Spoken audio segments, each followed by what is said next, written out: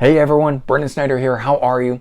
Thank you so much for joining me and welcome to a special review for one of the best 90s era Seattle bands, Candlebox, and their final album, The Long Goodbye, just came out on Friday, August 25th of 2023. It is their 8th overall studio album, but as I mentioned, final, so it's kind of a bittersweet thing here getting a brand new album, but knowing it is their last one. We'll dig into it here in just a bit and break it all down for you, do an unboxing and all that great stuff. But before we get started, if you're new to my channel and you haven't already hit the subscribe button, please do.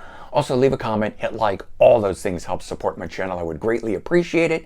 And of course, as an added bonus, by subscribing, you'll be able to stay up to date on all that's going on in the world of music, just like this with a special review for the new Candlebox album, The Long Goodbye. All right, so I want to give you guys a little bit of history here on the band, as this will tie into the overall review that I'll do in just a bit. But the band itself formed in 1990, and of course, as I said, we're part of the Seattle scene right at the same time that grunge broke. Some people would call them a grunge band. I simply would consider them to be an alternative rock band, but all in all, they released their debut album in 1993, which was an instant success right out of the gate. 4 hit singles on it. They were all over the radio and MTV. You couldn't change a channel without seeing this band. 4 million copies sold of that debut album. Now, the follow-up album, Lucy, that came out in 1995, was right at the tail end of the grunge and alternative rock scene, right as it was burning itself out.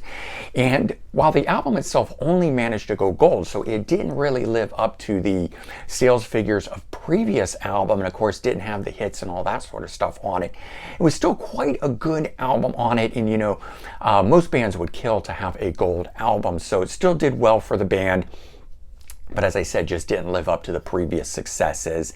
And the band would only release one more album, Happy Pills, in 1998 before they broke up in 2000.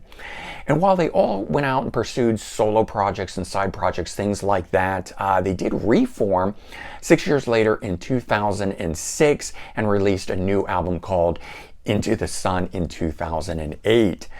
Since that time, the band has released 4 more studio albums, gone through extensive lineup changes, with only frontman Kevin Martin being the final original member left in the band. And then in June of 2023, the band announced a new tour that would celebrate their 30th anniversary, but unfortunately would also be their farewell tour.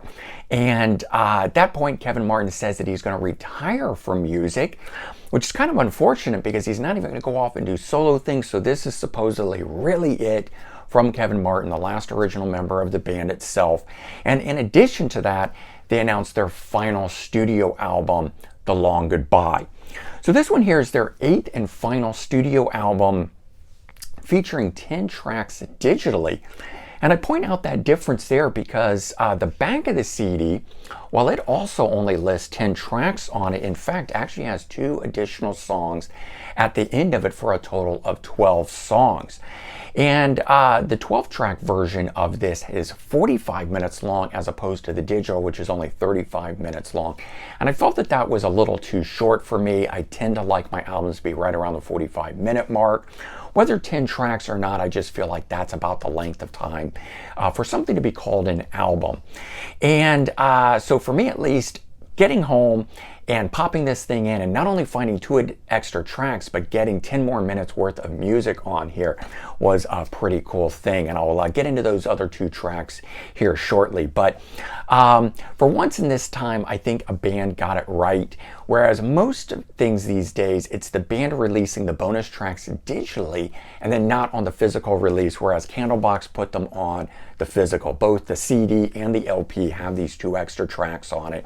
Track 11, Running with the Stars, which is an outstanding song, and track 12, Who You Are. So right off the bat, I have to say that I think this album here is better than their last album, Wolves, which you can see they're sitting at the top of the heap there.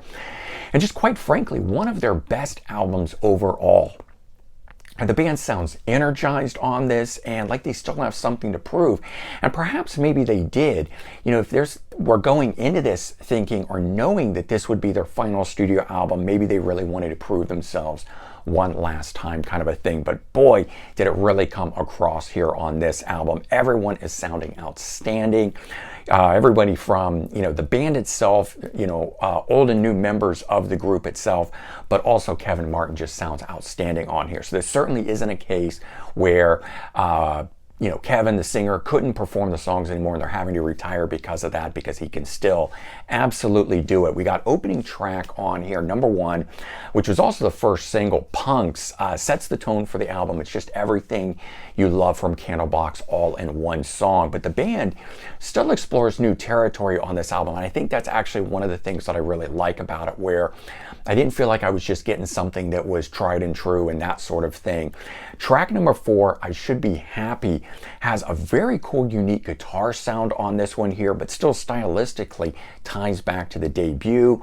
Track number 7, Maze. This is a beautiful acoustic ballad type song. I think it should become everyone's wedding song. It's just beautiful when you hear it. It's moving, and I really get lost in the imagery of it, from the lyrics and everything that Kevin is singing. Track 9, Foxy. This one's a very cool, upbeat, catchy tune. It mixes modern day sounds with the rhythmic style that the band is known for.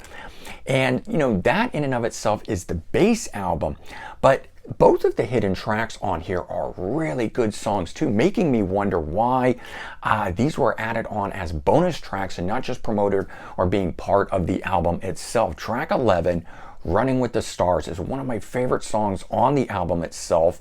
It's a true album highlight, and I think, quite honestly, should be a single for the album. Now, usually bands don't release the bonus tracks as singles, but it doesn't mean that they won't. It's a real testament to the band, though, that something that is a bonus track could be as good as the rest of the album itself. But also, since they're leaving us, it's kind of nice that they're giving us a little extra. I came home with the album, 10 tracks, popped it on, getting done with the 10th track thinking this is it here, and finding 2 more tracks thereafter. It's just a great song. Piano, it's a beautiful piano ballad, and I think Kevin absolutely sounds outstanding on this one. And the final track on here, the album closer, which is number 12, Who You Are. Now, I don't actually hear this line anywhere in the song itself to being the title, but according to the band's website in the LP track listing, this is the name of it, so at least I'm going with it, calling it here. But the song itself, it builds at the beginning and it sort of kicks in, really rocking out eventually, until the end of the song, sort of the same way we start the album.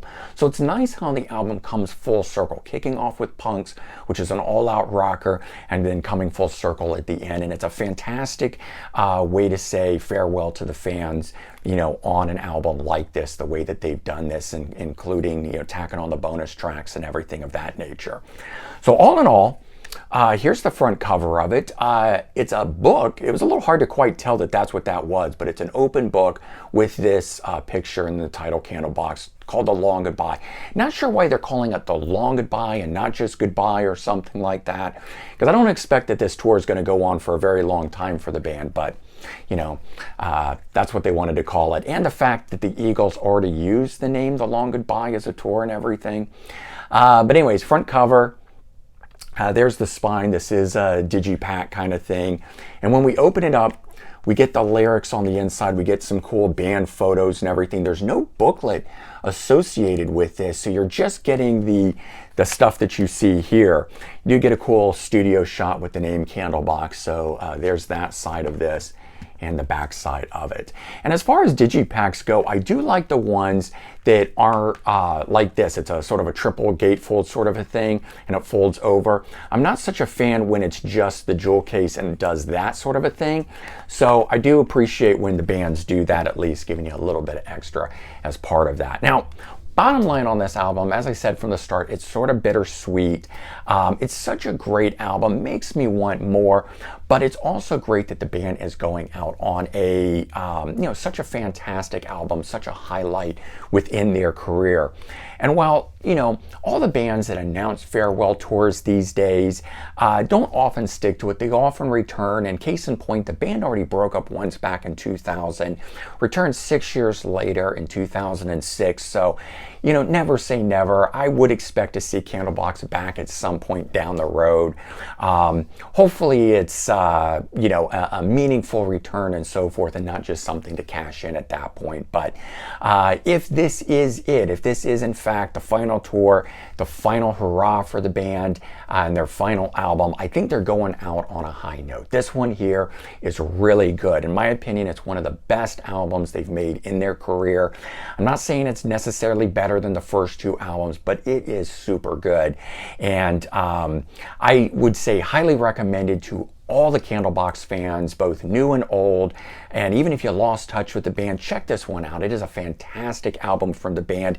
Even though Kevin is the only original member left in the group, they're just doing stellar work on this thing here. So do yourself a favor, check it out. I do highly recommend it. All right, everyone, there you go. That is my Candlebox, The Long Goodbye album review and unboxing. Hopefully you enjoyed it. Certainly let me know your thoughts on it. Leave your opinions on this in the comments. We'll have a back and forth on that. Let me know if you think it's as good as I do. And if you don't, oh well. We all hear things differently, right? Okay, take care, everyone. Have a good one. And, long goodbye to Candlebox. Farewell, everyone.